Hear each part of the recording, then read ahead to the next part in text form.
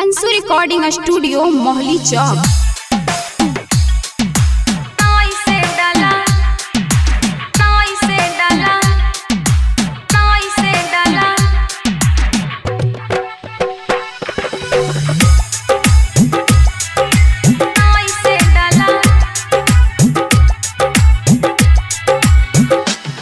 रंग डलवाला कर जनी हाला, रंग डलवाला कर जनी हाला, मुँह नहीं हो जाई काला।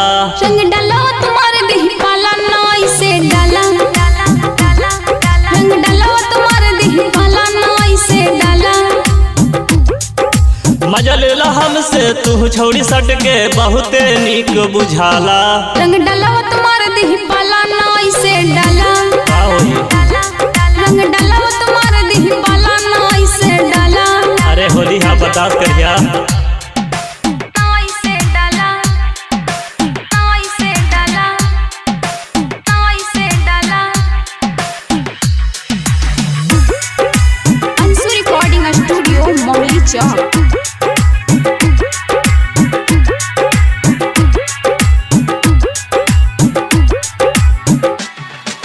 नहीं फगुआ में ताहू बच पैबू, पिचा कहरी से लाल हो जाइबू।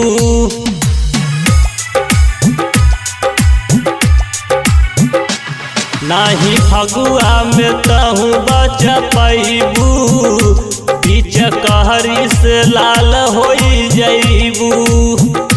खेलब खूबे होली त तुम्हारे में, निमन भेटाई मजा मारे में। खिंचल जाई फोटो पी के देसी पौआ, बहुते दिल मचलाला। रंग डाला तुम्हारे देह पाला नाई से डाला, रंग डाला तुम्हारे देह पाला नाई से डाला।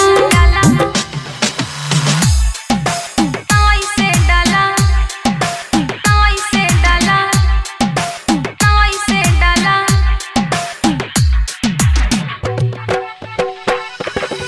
अंशु रिकॉर्डिंग स्टूडियो मोहली चौक।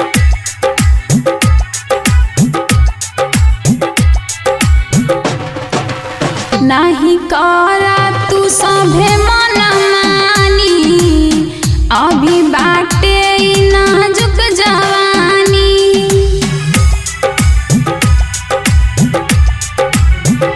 नाही करा तू सभे मन मानी, अभी बाटे नाजुक जवानी।